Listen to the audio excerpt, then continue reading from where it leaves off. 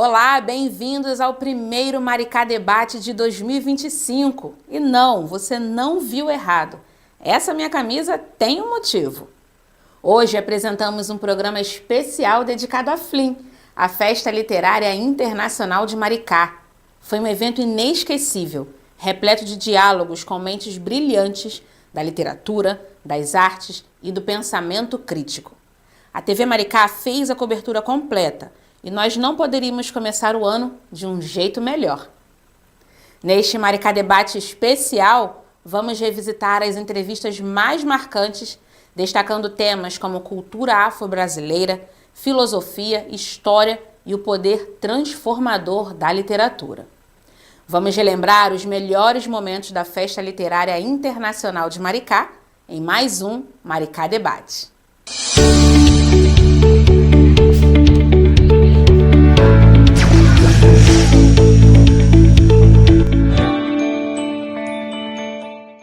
A abertura do programa fica por conta de Josilene Nega Black, escritora que enriquece a literatura afro-brasileira com sua arte e resistência.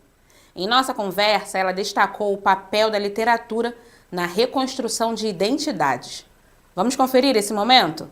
Então, Costurando Retalhos, ele vem em sonho, né? Eu sonho e acordo com os poemas, né? E muito difícil até porque entender que era poesia, passar nesse lugar, isso que eu estou escrevendo é poesia. Eu tenho um sonho com a minha avó e ela fala, eu vou te tirar de algumas situações, mas eu vou trazer poemas para você. Em seguida eu tenho um sonho falando, a Ondinha San, ela vem e fala, coloca um poema meu no teu livro, coloca essa capa, coloca essa cor, e foi me orientando, né, essa ancestralidade, e eu fui conseguindo colocar no papel tudo que vi em sonho. Que incrível, assim, é um processo muito forte, né, assim, tem muita, pessoal, muito pessoal, mas tenho Sim. certeza que tem muito de muitas de nós, né, Sim. dentro desse livro.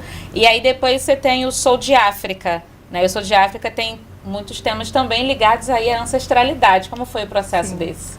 O Sou de África, o processo foi um pouco diferente, né, porque o Costurando Retalhos, ele vem nesse lugar mesmo de proteção. O Sou de África, já me encontrava mais preparada, né? E aí ele já vem continuo sonhando, mas já fui fazer um curso, já peguei mais a questão do conto, da crônica, né, da carta. Sim. No Costurando ele tem carta, mas tem menos. Então o Sou de África ele vem dividido, a parte poesia, a parte do conto, a parte da crônicas e da carta. Poxa, bacana. E aí você está lançando aqui na FLIM o Arco-Íris de Josi, é isso? O Arco-Íris de Josi. Conta um pouquinho pra gente sobre ele, que você estava falando aqui nos bastidores, eu já achei maravilhoso. O Arco-Íris de Josi, ele vem exatamente nessa temática porque é a menina negra que tinha vergonha de perguntar. E você percebe que tudo que eu falei até agora vai casando, né? Sim. Essa menina que fala português, que tem vergonha de perguntar, que tem vergonha de se expressar, que tem vergonha da sua letra, que tem vergonha de escrever. E quando ela percebe, né, que ela não precisa ter vergonha mais, que o importante é se fazer compreender, e aí ela junta o Paulo Freire, ela junta a Lélia Gonzalez para poder entender isso, que realmente o importante é se fazer compreender. Ela quer que outras pessoas, né, outras crianças, principalmente as crianças periféricas, entendam isso também, né? Então o Arco-Íris da Josi, ele vem nesse lugar, né, da menina negra que tinha vergonha de perguntar, e aí ela quer compartilhar isso, mas ela quer compartilhar para todo mundo, né, que ela pode aprender. Então ela traz a característica do seu avô negro, que usa um gorro multicolorido para também trabalhar a questão do TEA, né? E ela tem a página para colorir, ele vem com QR Code com audiodescrição, né? Então é um livro assim que me deu muito orgulho de fazer, porque está sendo aceito nas escolas. Eu faço um trabalho escolar, eu sou educadora popular agora, eu vou nas escolas com um trabalho chamado Contação de Vó, né? E aí eu tenho toda aquela roupa, todo um trabalho para as Que é o crianças. Contação de Vó? Explica pra gente. O Contação Adorei. de Vó é muito legal, porque assim, geralmente a história, às vezes os contadores, eu gosto de falar contamores, e aí eu vou te explicar também mais na frente o que é, mas o contamores de histórias, eles têm um hábito de pegar o livro e contar aquela história, fazer sua performance. A Contação de Vó, eu pego o meu livro e eu vou interagindo com as crianças. As crianças podem interromper a qualquer momento, fazendo perguntas sobre aquilo que eles estão vendo. Então eu consigo explicar para as crianças toda vez que eles fazem uma pergunta, né? Eu explico que é audiodescrição para eles, eu falo como que eu estou e como que eles estão, eles começam a falar como que eles estão, eles acham barato. Eu começo a mostrar, e no meu livro tem uma página que o arco-íris é preto e cinza, e aí eu mostro e eles perguntam, tia, por que o arco-íris é preto e cinza?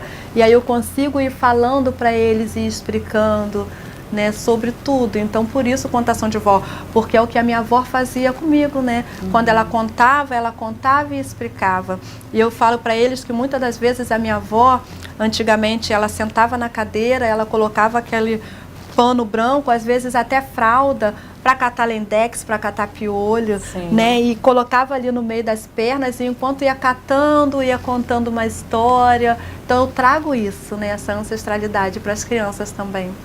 Agora vamos relembrar Sinara Rúbia, escritora e presidente do Museu da História e da Cultura Afro-Brasileira. Sua visão sobre o resgate da memória cultural é intensa e inspiradora. Confere aí. Esse é o meu campo de pesquisa, de investigação e de trabalho. Então, os primeiros livros com personagens negros representados de maneira positiva no Brasil vem ali no final dos anos 80, né? Então, começa ali com Júlio Emílio Braz, com Sônia Rosa, escrevendo livros. E aí, no ano de 2003, a gente tem um acontecimento muito importante no nosso país, que é a Lei 10.639, que fala da obrigatoriedade do ensino de História da África e da cultura afro-brasileira do negro no Brasil, nos estabelecimentos de ensino público e privado. A literatura, o campo da literatura, é um dos lugares apontados pela lei para se fomentar essa política pública educacional. E aí, a partir desse momento, né, que eu também estou ali na universidade, me formando em literatura, começa esse crescimento de escritores escrevendo literaturas afro-referenciada, literatura negro-brasileira, literatura negra. Hoje a gente já tem uma diversidade de nomes, né, cunhados por intelectuais negros que estão estudando. Então, eu, enquanto educadora, acompanhei o desenvolvimento e o crescimento desse que eu gosto de chamar universo em expansão, que é a literatura do protagonismo negro, de autoria negro, infantis e juvenis. Então, tem crescido sim, tem um movimento muito importante no nosso país de escritores negros produzindo. Mas é importante prestar muita atenção também. Eu não poderia deixar de pontuar isso, por ser uma educadora, por formar professores, né, e falar isso onde muita gente vai ouvir, que a gente precisa ter muita atenção, porque existem muitos livros com essa crescente do mercado editorial de produção de literatura negra com personagens negros. Tem muitas pessoas ainda que não têm um letramento racial que vai procurar produzir essa narrativa. E, infelizmente, ele repete estereótipos, repete problemas, expressões, representações depreciativas e estigmatizadas. Então, a gente precisa ter muita atenção.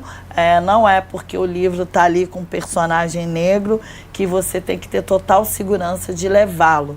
Existem ainda alguns exemplares, alguns escritos que, quando você vai ler, vai prestar um desserviço. Então, é preciso ter muita atenção. Mas quando essa literatura é produzida por autores negros, né, você não vai ter esse tipo de problema por conta de lugar de fala, de letramento racial, de vivência, mas eu preciso pontuar isso. Atenção!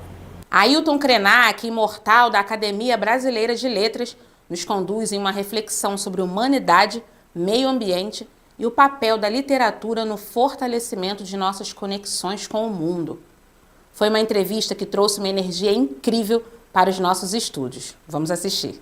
Na história do nosso país, os povos da diáspora, né, a matriz africana e indígena, elas ficaram relegadas a um campo do folclore, sim, das histórias da oralidade e tudo, mas nunca foram acessados a esse lugar que eles chamam da literatura.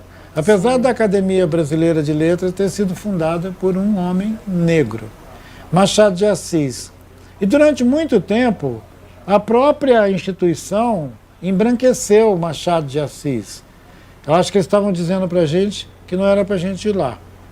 Com o passar do tempo, afinal de contas, 100 anos não é brincadeira, nós estamos chegando nesses territórios antes exclusivos da branquitude.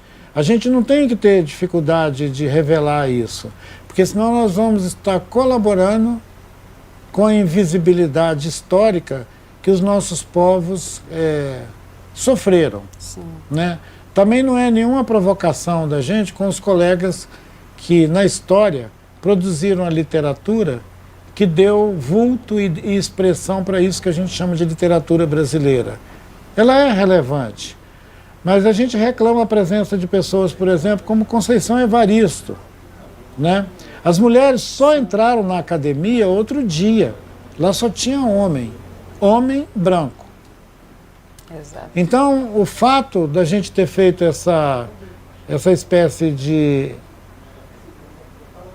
invasão dos espaços exclusivos da colonialidade, ela é novidade. E a gente não deveria dizer que esse lado colonialista está nos admitindo. A gente, acho que a narrativa nós estamos chegando. É isso. Agora, Ailton, daqui a pouquinho, em alguns minutos, começa, né, a mesa entre sabores e palavras com o Jack, que estava aqui, com o João Diamante. Né? Fala aí um pouco sobre essa questão da cultura, da tradição, através dos alimentos, né, da história. Como você vê essa relação aí entre a memória e a comida na cultura indígena?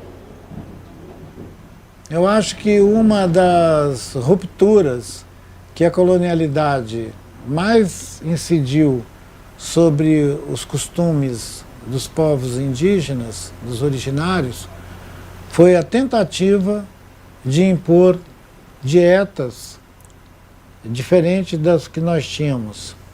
E tem a história do cru e do cozido. Sim. Né? Então as pessoas diziam, os indígenas não cozinham, eles só comem coisas cruas ou assada. Eles assam a comida deles. Uhum. Essa mitologia, ela diminuiu a relevância que a diversidade étnica e cultural do Brasil produz na sua culinária. O Brasil, de norte a sul, tem incidência das comidas, dos preparos, das escolhas alimentícias que os povos originários fazem, que vai desde a castanha, né, que é colhida na Araucária, lá no sul, pelos caingangue, o ouriço da castanha. Ele é colhido, aquela castanha é assada ou torrada, ela é feito chá, ela é feita uma série de aproveitamento de um único fruto, né, de uma castanha. O peixe, as plantas, as folhas, as ervas, as raízes, elas são todas manipuladas na cozinha que a gente podia chamar de indígena. Elas não têm muita circulação no Sudeste. O Sudeste, a colonização incidiu sobre a dieta alimentícia dos indígenas, principalmente tirando os seus territórios. Para você ter a dieta tradicional, você precisa ter território. Então a gente podia dizer que terra é comida. E como dizia Nego Bispo, a terra dá, a terra quer. A gente tem que cuidar dela para ter comida. Sim. A gente vai poder falar sobre coisas mais, digamos, exóticas, mas na nossa conversa, eu acho que o mais importante é a gente comunicar com os nossos amigos que estão acompanhando a conversa, de que pensar a literatura, relacionar a literatura com sabores, é também pensar a literatura como alimento. Tem gente que não precisa de literatura, que acha que pode viver sem literatura. Mas eu acredito que há uma imensidão de povos que, pelas suas práticas da oralidade, contam histórias quando acordam de manhã e quando vão se recolher no final do dia. Contam histórias. E contam histórias para alimentar o espírito. Cantam para alimentar o espírito. Cantam e dançam para suspender o céu. Porque acreditam que a palavra tem o poder de criar coisas. Quem também passou pelos estúdios da TV Maricá na FLIM foi Valéria Valença, embaixadora de Maricá. Ela compartilhou sua paixão pela cidade e pela cultura local, além da importância de inspirar as novas gerações. Olha só. Eu fico muito feliz porque o meu pai tem uma história aqui em Maricá, né? E há 30 anos atrás, eu fico até emocionada que nós passamos aqui na primeira casa do meu pai aqui em Maricá. E há 30 anos eu trabalhei um carnaval inteiro para comprar essa casa do meu pai. Então, assim, você receber um título de embaixadora de algo que você plantou, né?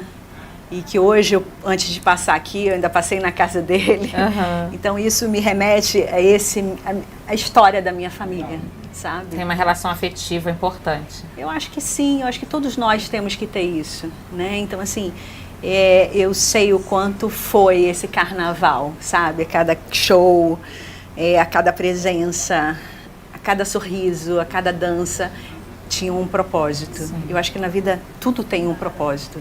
E nesse ano o propósito era comprar essa casa aqui pro meu pai. Então, assim, ser embaixadora desse lugar a qual meu pai escolheu morar, a qual foi acolhido, né? Porque aqui ele tem qualidade de vida. Sim. A minha mãe teve uma experiência ano retrasado aqui, ela precisou ir ao hospital, ficar internada e tudo, e eu tinha uma preocupação, não estava aqui, estava de viagem. E aí meus irmãos vieram e eles me ligaram e falaram assim, porque a minha preocupação, caramba, eu vou ter que tirar minha mãe de lá, e você começa a pensar muitas coisas. E aí meus irmãos me ligaram e falaram assim, Valéria, você pode ficar despreocupada que em Maricá ela tem toda a estrutura. Então, assim, eu tenho muito carinho assim, por Maricá, sabe? Eu acho que ser embaixadora, eu acho que é poder representar cada um de você. E cada um que está nos assistindo agora, sabe? O carinho que eu tenho por Maricá. Agora, você está falando um pouco ali da tua história, naqueles anos enquanto Globeleza.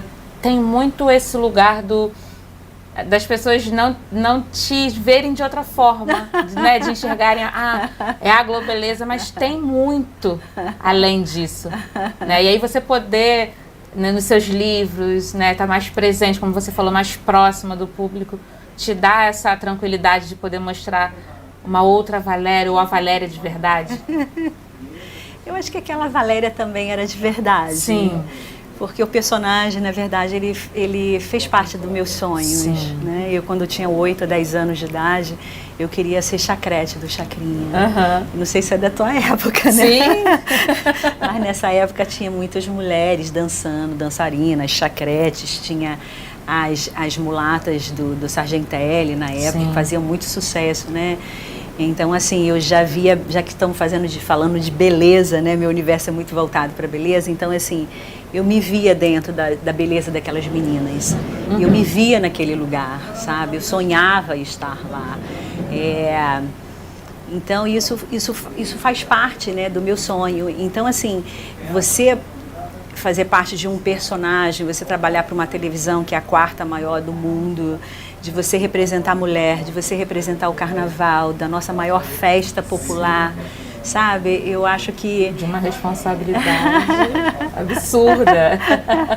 E você fez sempre muito bem. Então, assim, eu acho que essa Valéria também estava dentro do personagem, sabe?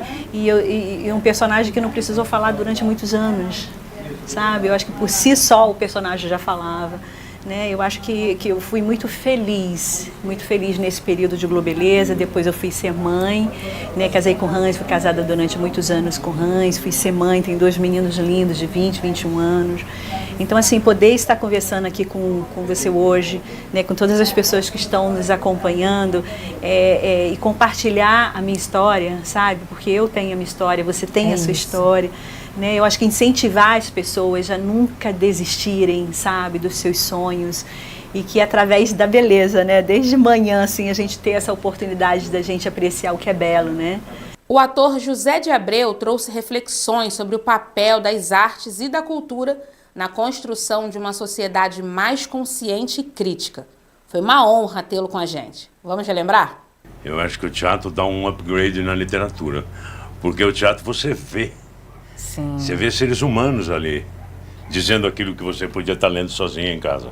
E você vê não só sozinha, você vê com uma plateia. Aristóteles dizia que existe uma tríade essencial no teatro, um tripé sem o qual não existe teatro. É o emissor, que é o ator, o objeto da emissão, né, o texto, e a audiência, a plateia, que é o receptor. Sim. Quer dizer, o teatro sem essa tríade essencial não existe. Quer dizer, o teatro só existe, é como eu te falei antes, quando a cortina abre e até ela fechar. Sim. É fundamental que haja uma audiência, e a audiência é sempre plural. Houve só um rei, Luís XIV, que exigia que se montasse peça só para ele. É o único caso na história do teatro que a audiência é feita por uma pessoa só. Mas é a exceção que confirma a regra.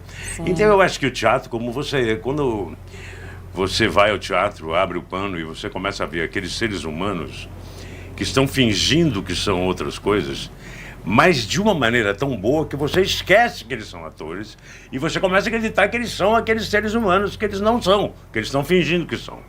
Essa grande ilusão do teatro, eu acho que ela ultrapassa os poderes do livro. Eu acho que ela vai mais além. Porque ela te faz rir, ela te faz chorar de uma maneira muito mais prática, óbvia, rápida, porque você está vendo que o espectador não sabe conscientemente, mas o seu inconsciente sabe que aquele cara que está lá na frente, o ator ou a atriz, é um ser humano igual a ele e que pode a qualquer momento infartar e morrer. Ele não tem essa consciência, mas ele sabe disso. Isso torna o teatro aquela coisa excitante, dá o terceiro sinal, os atores ficam nervosos, sim, o público vai sentar e fica aquela coisa, e abre o pano e começa aquela magia acontecendo na sua frente, né? E aí aquilo te leva para outros mundos, né? Para o mundo que o diretor, o autor da peça querem levar ao público. Isso é maravilhoso, né? É lindo. Essa integração entre palco e plateia. É muito louco na cabeça do ator. Termina a peça, a gente vai para o camarim e ele fala: o público hoje estava assim, o público hoje estava assado. Que público? É um conjunto de pessoas que resolveram ir ao teatro. Cada dia é diferente. É um outro grupo de pessoas, mas para nós é o público. E a gente considera aquilo como se fosse uma entidade única. Aquele ajuntamento de pessoas vira o público. Então a gente fala: o público hoje riu bastante. O público hoje estava chato. O público hoje, poxa, não se manifestava. O público hoje, tinha um que tossia o tempo inteiro. Então tem sempre essa coisa, a gente... É como o público vê o elenco, talvez, né? Com um conjunto de pessoas que está lá para fazer você chorar, rir, se divertir. Sim. Muito bacana. Zé, voltando agora a falar um pouquinho da Flim. Já consegui dar uma olhadinha? O que você está achando aí? Nada, cheguei agora, vou ver depois. Acabou de chegar, já veio direto para a TV Maricá. Exatamente, maravilha. foi combinado.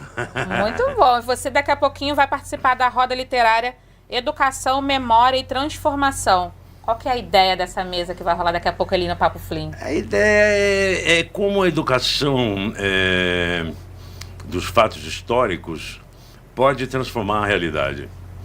Qual a importância da formação histórica do indivíduo?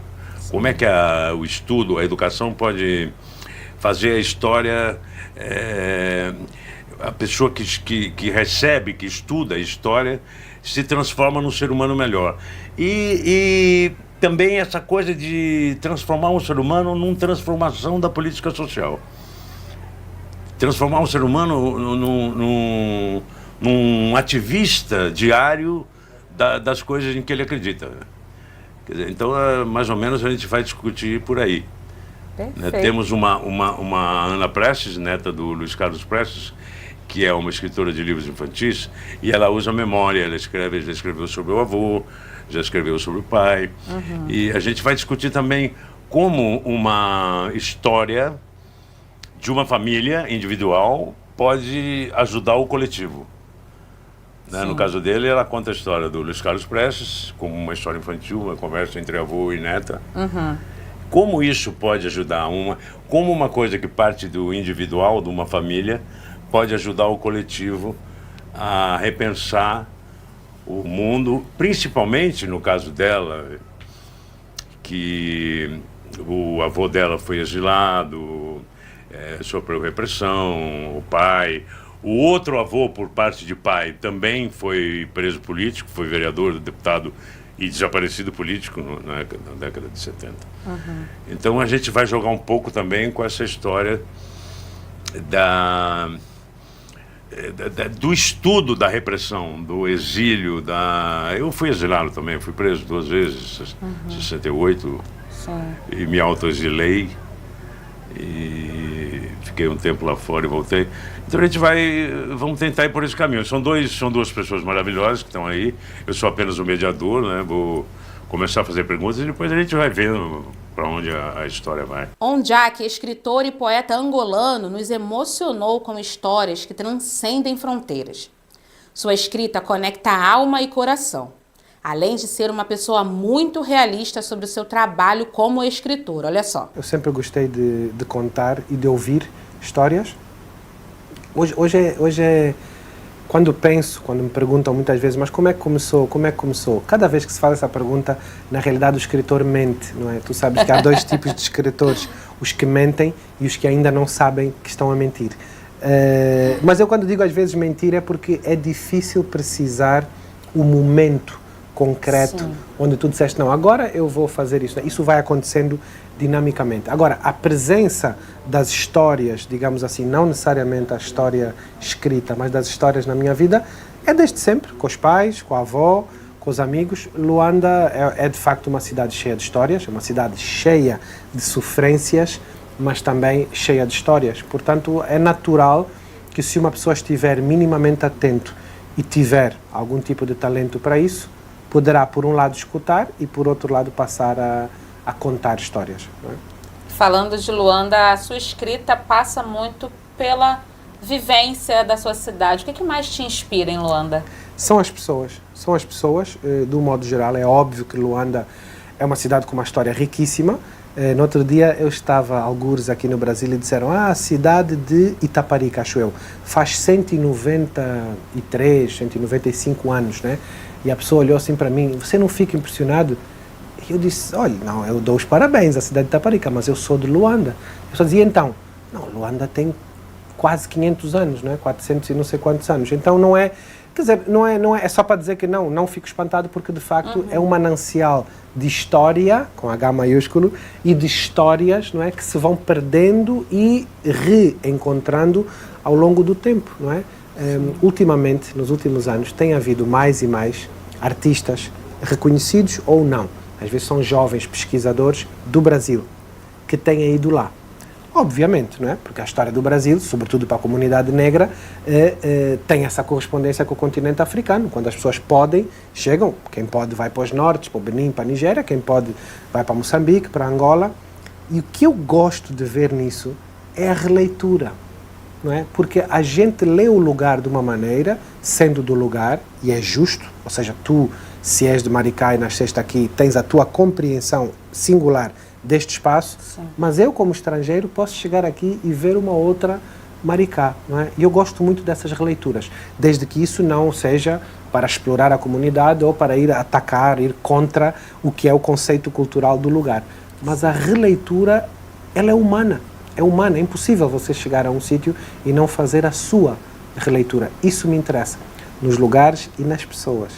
Eu hoje na mesa vou estar com o João Diamante e com o Ailton Krenak e eu vou fazer uma releitura deles. Já fiz uma leitura, Sim. Agora vou fazer uma releitura. Eu gosto disso, gosto da sensação de podermos reinventar uma versão, se for possível, uma versão melhor para lugares, como é o caso de Angola, como é o caso de Moçambique, de outros países que têm uma história pesadíssima do ponto de vista das pessoas escravizadas, do tráfico humano de pessoas escravizadas. E então é bom estar aqui também, outra vez, estou aqui de regresso, acho que o ano passado estive aqui. Os artistas aqui são muito bem recebidos, eu não sei se vocês recebem bem todas as pessoas, mas os artistas que têm vindo cá, falo por mim e por outros que eu perguntei, nós somos muito bem recebidos. É uma feira bonita, não é? Sim. Agora, em Os Transparentes... Quantos anos tem a feira? Já tem 190? Não, ainda Não, ainda não. Essa é a nona... Muito bem. Flynn. Mas vamos chegar a 190, Com né? certeza, Muito com bem. certeza. Agora, no livro Os Transparentes, você reflete aí sobre temas de injustiça social. O que te levou a tratar esse assunto? Olha, Os Transparentes foram escritos numa época, foi escrito mais ou menos em 2009, mas era um livro que vinha me acompanhando na cabeça há muitos anos, desde 2000, 2001, e quando chegou a altura de o escrever, eu pessoalmente, o autor, não o narrador, eu estava particularmente preocupado e desiludido com uma série de questões e eu acho que isso influenciou muito o livro. Eu espero que não tenha estragado o livro, que tenha tornado o livro mais interessante, porque a literatura, enfim, ela é feita de urgências, de desejos, mas também de frustrações e de medos, não é? Sim. E eu acho que qualquer angolano, olhando para a realidade angolana e mesmo fazendo um esforço, que eu acho que todo angolano faz, para sorrir, para contornar as dificuldades, etc., há dias onde uma pessoa diz, caramba, nós merecíamos ser melhor governados. Porque uma coisa é uma catástrofe natural, uma coisa é uma limitação, pronto, política, histórica, etc. Sim. Outra coisa é tu veres anos e anos em que há uma espécie de carência de afetividade política. O que seria afetividade política? É só um político que se preocupa mais com a maioria das pessoas e não com a maioria de si próprio ou com a maioria dos seus familiares. Isto é internacional, não é só Angola e não é só Brasil. Posso dizer o mesmo da França, posso dizer o mesmo de Portugal, posso dizer o mesmo dos Estados Unidos. É triste que os governantes ainda não tenham entendido que a missão deles é governar e não desgovernar. Porque existe essa palavra, né? Vamos desgovernar isto tudo. Sim. Parece que eles entram com essa missão em muitos lugares. E eu creio que o mundo está a viver um momento onde está, já há alguns anos, a sinalizar que o povo, que somos nós, todos nós, queremos outro tipo de políticos. E eu acho que Os Transparentes acaba por falar um bocadinho sobre isso, né? Agora temos Adriana Lins, diretora artística do Instituto Ziraldo, que foi o grande homenageado da Flynn 2024. Adriana relembrou o legado desse grande mestre da literatura infantil e sua influência na cultura brasileira. Vamos juntos assistir. Eu imagino que Ziraldo é tudo que o Ziraldo mais queria na vida. Feiras literárias como essa de Maricá, tão envolvente, mágica, porque ele falava assim que o importante é fazer a criança mergulhar na aventura de ler. Sim. A paixão pela literatura, o livro como objeto de primeira necessidade. Ele dizia que o livro tinha que estar na cesta básica do brasileiro. Então, assim, resgatar o prazer da leitura, não a leitura obrigatória, chata, que a escola manda e a criança vai sem vontade, né? E essa feira, ela traz o lúdico, a brincadeira, a alegria, o convívio. Nossa, tem gerações, né? Você tem criança com a mãe, com o tio, com o avô, com o bisavô. É uma festa literária da família, é uma festa das artes, com a música, com os shows, com a beleza natural de Maricá. É perfeito, gente, é emocionante. Agora, Adriana, a gente vê aqui passeando pela festa literária muitas crianças, muitas delas que não tiveram contato com a história, com o legado do Ziraldo. Como que é para você, como diretora artística do Instituto, também faz parte dessa família, né? Como é fazer para manter vivo esse legado desse artista tão icônico? Então, essas parcerias com as cidades, como a gente está fazendo aqui com vocês, isso é fundamental. Parcerias com Secretaria de Educação, porque a obra do Ziraldo, cada vez mais a gente constata isso, ela é atemporal, ela é muito importante, ela é comovente, ela realmente dialoga com a criança, com o pai da criança, com o professor, com muita verdade. O simples, né, menos é mais. A simplicidade do Ziraldo tem uma potência de diálogo. Então, na hora que o Instituto tem por missão ler para ir além da leitura. É o que está nos movendo nesses anos, de tratar o acervo desse artista, desse multiartista. A gente tem uma equipe maravilhosa de conservadores, restauradores, arquivistas, historiadores, designers, bibliotecários, onde a gente brinca que a gente mergulha, é um trabalho de arqueologia, o que a gente acha naquele estúdio do Ziraldo. Então, difundir a preciosidade que a gente tem lá dentro é o que nos move. E para isso a gente precisa das parcerias. Então, é muito bonito ver crianças novinhas. Ontem eu passei ali dentro, tinha um menininho abraçando o menino maluquinho que era estampado na parede. Não era nem esse outro lindíssimo que é escultura em neon, de chorar de lindo. O maluquinho, beija o maluquinho, filho. E aí eu me lembrei das palavras do Ziraldo, que fala assim, que no fundo, no final, o que fica é o afeto. O que importa na vida é o afeto. E aí, na hora que eu vejo a mãe falando para o filho beijar e abraçar um menino maluquinho, eu falo assim, provavelmente essa mãe leu o livro, talvez tenha se alfabetizado, né? O menino maluquinho já tem 45 anos. Sim. Então, quantos brasileiros na alfabetização não passaram pelo menino maluquinho? Não se viram no lugar daquele personagem e aprenderam a ler com aquele personagem. E aí eles passam esse amor, esse afeto para a geração seguinte. Então, é isso o que a gente vem trabalhando com muito afinco lá no Instituto, sabe? O legado das palavras desse cara, das artes maravilhosas dele, para seduzir, para inspirar as novas gerações de brasileiros. E, no fundo, o que a gente quer é isso, né?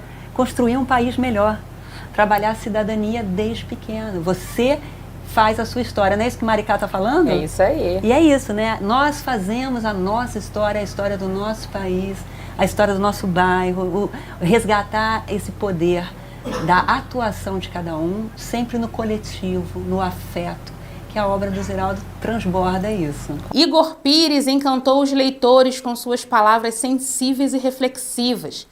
Em nossa conversa, ele falou sobre o processo criativo e sua relação com os leitores. É nítido o carinho e a alegria que Igor tem com o seu trabalho e com os seus leitores. Olha só. Gilberto Gil fala uma coisa muito interessante, ele fala, e eu adapto, né, porque ele fala que cultura é arroz e feijão, tem que ser o arroz e feijão. Eu acho que a poesia tem que ser o arroz e feijão.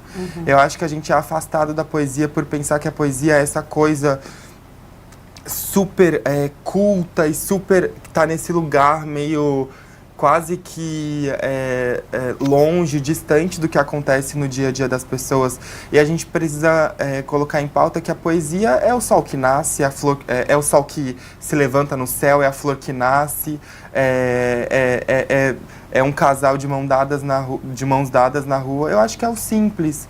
Eu acho que pode parecer muito clichê, mas eu sinto que quando a gente perde de vista esses aspectos, né, e quando a gente não consegue trazer isso para a realidade, para o nosso dia a dia, a gente acaba perdendo, né, perdendo de vista o que é a poesia, perdendo de vista o que é a literatura.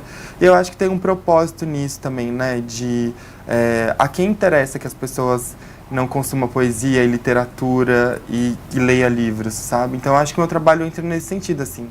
Para dizer para as pessoas que a poesia é para todo mundo, que a poesia não é algo difícil, como algumas pessoas querem que pareça e seja. E eu acho que faz sucesso por causa disso, assim. Muito bacana. Apesar, muitas pessoas se identificam, né, assim, com as coisas que você escreve, a maneira com que você escreve. E algumas dessas coisas são um pouco pessoal, como você falou, e você falou sobre a questão da vulnerabilidade. Essa vulnerabilidade em algum momento te intimidou na hora da tua escrita?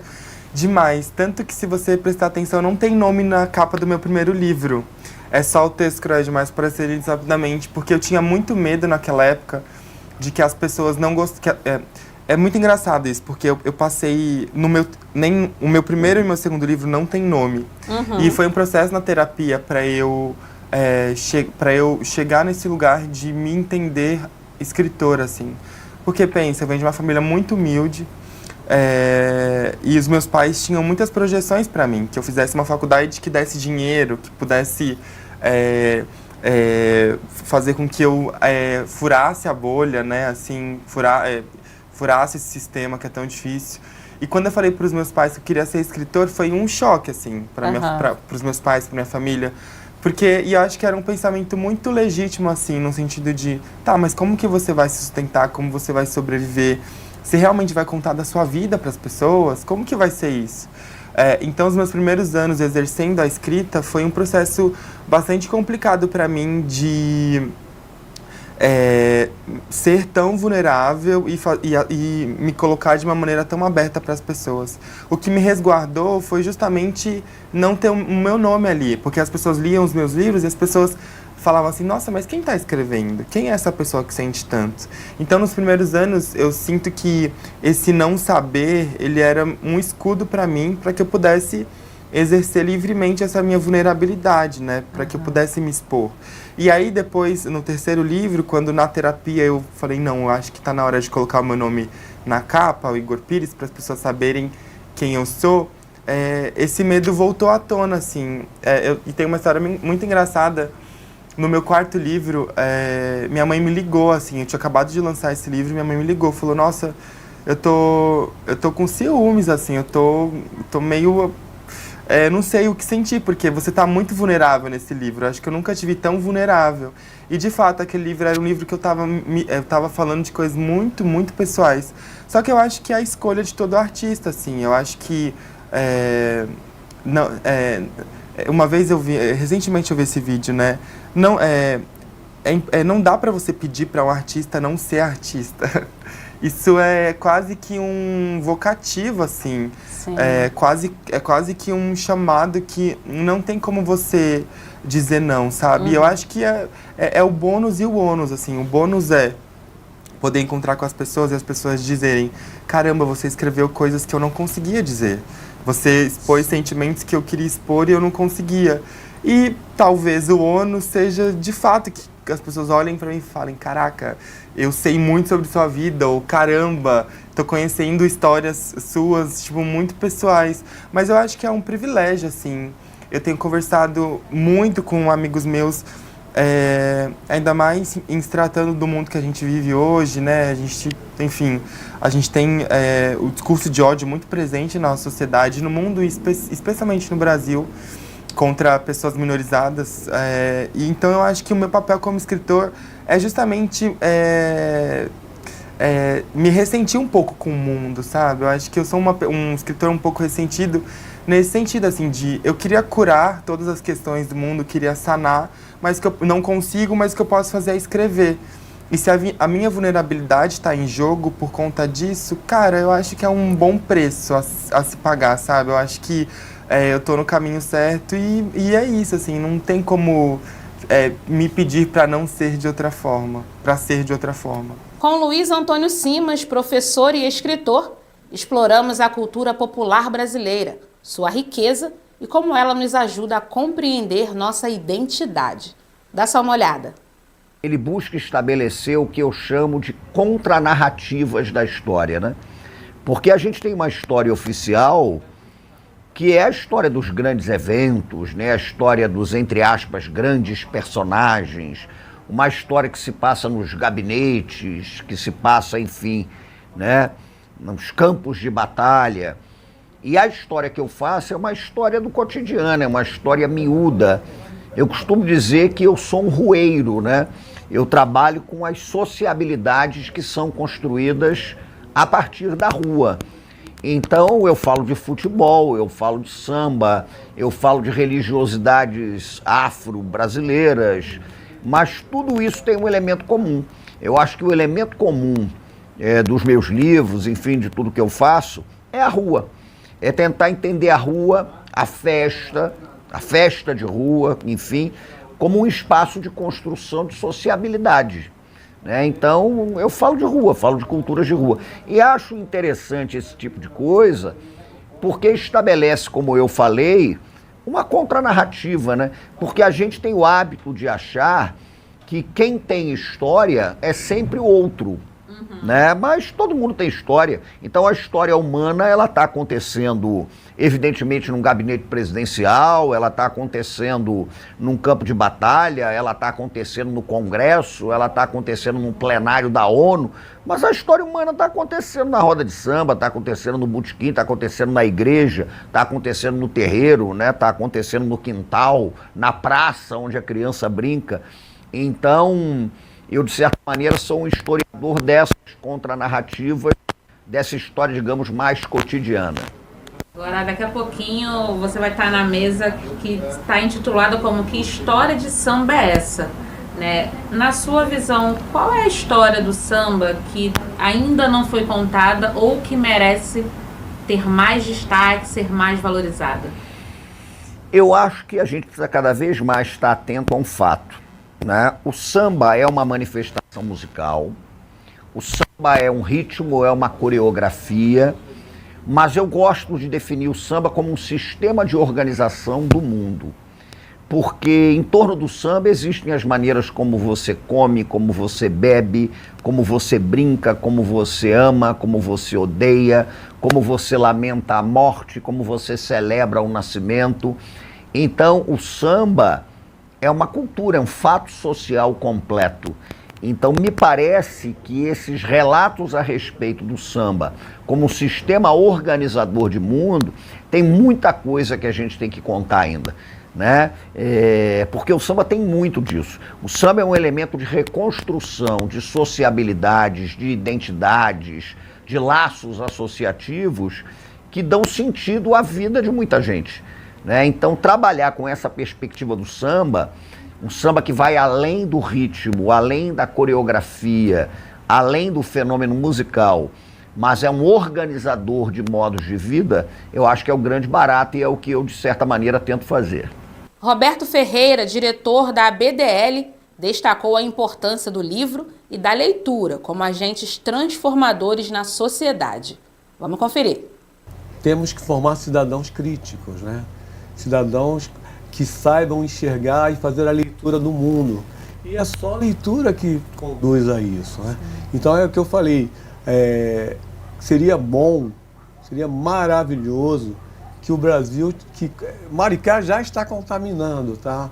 Maricá contaminou e vem contaminando vários municípios, fazendo uma corrente para que os municípios se sintam estão provocados a copiar essa boa prática, né? Porque as boas práticas precisam ser copiadas. Então eu acho assim, o maior legado que esse governo, que essa administração pública, através dos seus secretários e prefeitos e todos os que estão envolvidos nesse processo, é cultura, educação, é melhorar a vida das pessoas.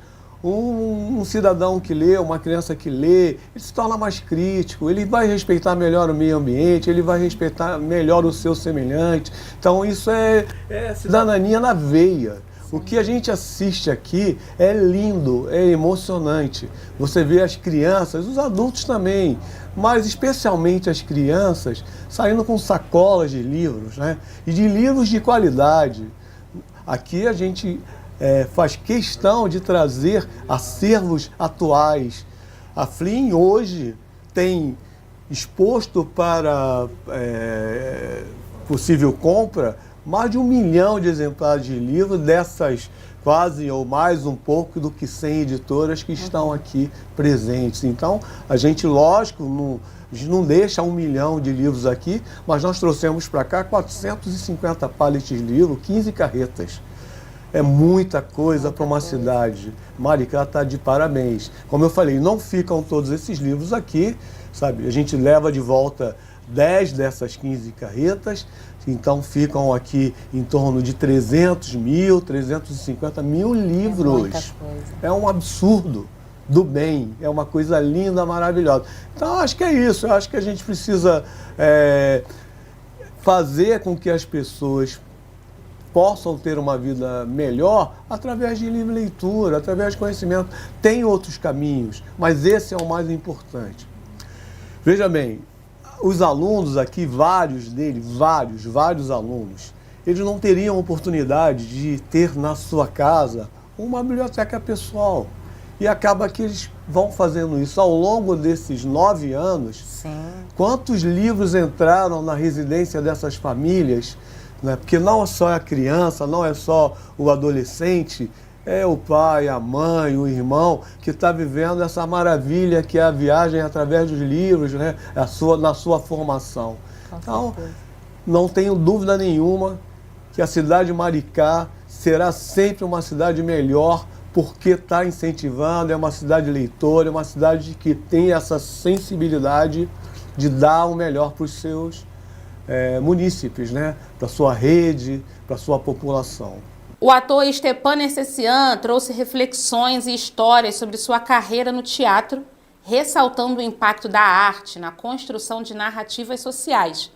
Stepan, que vai desfilar esse ano pela União de Maricá interpretando Chacrinha, falou também sobre a relação dele com a arte da literatura. A coisa mais importante é o resgate, né? A literatura, ela nesse instante, você vê que nós estamos num momento de fragmentação, as coisas são fragmentadas, né? É tudo pequenas mensagens, né? Sim, a gente, muito rápido, a gente virou um Twitter, a gente é e uma preocupação muito grande que é as pessoas ficam em dúvida, né? Como fazer literatura, que é algo mais denso, que exige uma dedicação, exige uma entrega, um tempo para você poder, num mundo tão pipocado como esse, né? Tão TikTok, né? Então, e qualquer discussão, qualquer debate, pelo caminho da literatura, você vai tem uma chance grande de alcançar as pessoas. Eu fico, sempre me vem na cabeça uma coisa assim, de que muitas vezes, às vezes a pessoa tímida, né, a própria timidez impede ela de receber informações no papo, numa aula e etc e tal. E a literatura dá a essa pessoa a possibilidade de descobrir o seu próprio tempo, de compreensão, de aproximação com determinado fato. Então, é fundamental. Eu sou um defensor e um apaixonado de muitos anos. Quando todo mundo pergunta, para ser ator, eu sempre falo, leia. A primeira coisa que você tem que fazer é ler. Leia muito, porque a literatura, ela para o ator e para as pessoas de uma maneira geral, ela tem uma atuação muito grande que é fazer você imaginar. Você participa, todo mundo fala, que legal, que tal coisa interativa, você participa, não tem nada mais, por incrível que pareça, que é uma coisa que você faz sozinho, mas não tem nada que seja mais interativo, que te permite viajar tanto dentro da história. Você faz um filme, você faz uma novela, você faz uma peça, você fala, Maria atravessa a rua para encontrar Joana. Aí, se você faz isso no filme, você vê a Maria, você vê a rua, você vê a Joana. Cada uma está com sua roupa, com sua bandeira. Oi, Joana, oi, Maria, cada um tem sua fala. Quando você coloca essa mesma frase na literatura, Maria atravessa a rua para... Se 100 mil pessoas lerem essa frase, são 100 mil Marias diferentes, são 100 mil Joanas, são 100 mil ruas diferentes, são 100 mil vozes, 100 mil figurinos diferentes. Porque cada um cria na sua imaginação o que é aquilo que o autor sugere, né? E isso aí, para mim, é um ponto. O outro da importância da literatura, que é essa fase da informação, de muita informação. Eu estava brincando, conversando com um motorista, que você quer ir a algum lugar, você bota lá o Waze, você quer, te leva, você vai. Daí a 5 dias, você precisa voltar naquele lugar, você não sabe, aí tem que botar de novo, eles falam... Por quê? Porque você tem a informação que ela te dá de como chegar, mas você não tem mais o conhecimento de como chegar ali. Antigamente você falava, pô, deixa eu prestar atenção. Eu aqui onde tem essa casa verde, eu vou entrar à direita, e depois naquele açougue eu vou entrar à esquerda para chegar naquele lugar. Você criava um mapa na sua cabeça que ia te orientar e ia guardar. Hoje em dia, por você ter as informações muito fáceis, você também descarta elas com muita facilidade. Você pega e joga fora. E a grande diferença para mim entre a informação e conhecimento. Conhecimento, depois de adquirido, é seu para o resto da vida. Ninguém vai te tomar. Já a Sônia Rodrigues, escritora e roteirista, discutiu os desafios e possibilidades da narrativa no Brasil, unindo literatura e televisão. Sônia mediou uma mesa que falava sobre a literatura nas telas. Olha só. No Brasil, nós temos uma literatura muito rica.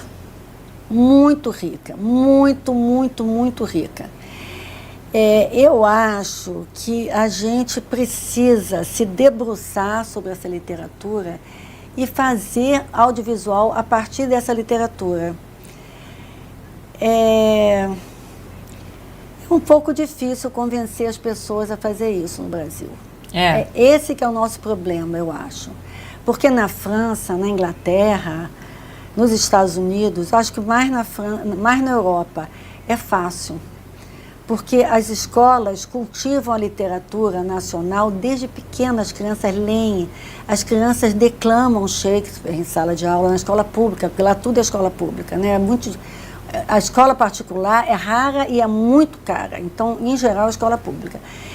E a gente não faz isso. A gente acha, no outro dia eu comprei uma polêmica, acho que ele nem deve ter lido, né? Porque eu não sou tão influente assim, mas com o Felipe Neto, porque ele falou que achava errado a escola exigir José de Alencar e Machado de Assis para adolescentes. Não é errado, não, é certo. Porque tem muito que aprender, a juventude tem muito que aprender com os grandes autores. Eu tive uma oportunidade, se você me permite. Claro, por favor. Eu dei aula em Santa Cruz, no Colégio Barão do Rio Branco. E aí eu combinei com eles que eles leriam os clássicos. Sim. Aí eu ia para os sebos, comprava, eles traziam uma contribuição pequena, mas juntava tudo, comprava livro, o livro rodava e tal. Aí o livro era o Cortiço, do Aloysio de Azevedo. E aí um aluno falou assim, professora, isso é muito água com açúcar. Não falou água com açúcar, mas ele quis dizer isso. Isso aqui é muito... Aí eu falei para ele assim, faz um favor para mim, levanta aí, lê em voz alta, página tal. Você está falando que... Aí ele começou a ler em voz alta, é a cena da sedução da Pombinha pela prostituta Leoni. Quer dizer, uma cena de sexo entre duas mulheres. Aí ele tomou um susto, falou, isso é pornografia. Eu falei, não, senhor, isso é literatura que você acabou de dizer que era água com açúcar. Essa é a nossa literatura. A nossa literatura, não foram vocês que inventaram, não foi essa geração que inventou sexo, drogas e rock and roll. Sempre existiu isso.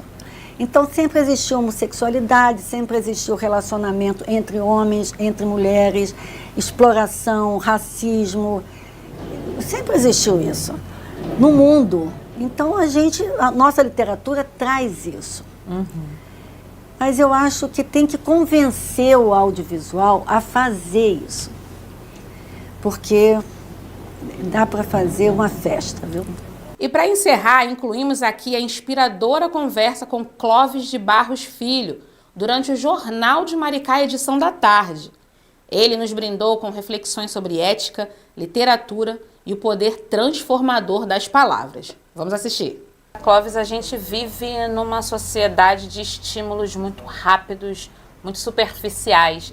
E você, nos seus escritos, nas suas falas, traz a proposta da filosofia numa linguagem fácil, simples de todo mundo compreender, né? Como que a literatura e a filosofia pode ajudar aí as pessoas a se encontrarem numa vida com mais plenitude? Bom, primeiro, propondo alguma coisa que seja encantador por si, que seja agradável de ler, de consumir, de escutar, de pensar a respeito, né? E depois que possa ser contributivo para o repertório com vistas a tomar decisões futuras mais adequadas, mais lúcidas, quem sabe problematizar as obviedades da própria vida. Às vezes a gente é levado a acreditar que o sucesso da vida tem só a ver com a nossa prosperidade, com a nossa celebridade, né? E às vezes uma palestra como essa pode permitir perceber que não, né? Que pessoas extremamente ricas e famosas decidiram abreviar a vida por conta própria, por não suportarem continuar vivendo. É sinal que não há nenhuma garantia de que isso dê conta de uma vida boa. Muitas pessoas assim que vêm aqui para Flynn, né, elas acabam buscando na literatura uma maneira de entender o mundo, de se entender no mundo. Que conselho você daria para essas pessoas que buscam aí respostas nos livros? Que não tivessem essa expectativa, né? Que entendessem que as grandes respostas para a própria vida têm que ser dadas por si e não pelos autores. Entender que os autores poderão colaborar aí muito para oferecer instrumentos de reflexão, de análise, mas que elas é que terão que encontrar as próprias respostas. Agora, Clóvis, para a gente encerrar esse momento aqui tão especial no Jornal de Maricá, a vida realmente vale a pena ser vivida? Isso é o tipo de pergunta a não fazer para um filósofo, porque eu queimo a sua pauta, né? Você sabe que uma vez eu fui no programa Encontros, ainda com a Fátima Bernardes. Sim.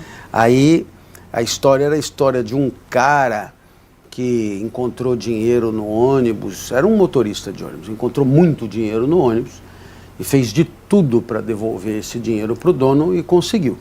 Aí ela virou para mim e falou: professor, uma pessoa como essa, agora ela vai ser recompensada e tudo de bom vai acontecer com ela, não é verdade? Eu olhei e falei a mesma coisa que eu falei para você. Eu falei: eu não sei o que você estava esperando que eu fosse responder, mas não há relação nenhuma. Nada impede que ela esteja andando e um vaso caia na cabeça dela, porque não tem nada. Por isso a gente deve fazer as coisas certas, independentemente de uma barganha ou troca, de ter sorte no futuro, sabe? Então, se a vida vale a pena ser vivida, isso vai depender muito de quem é que está vivendo.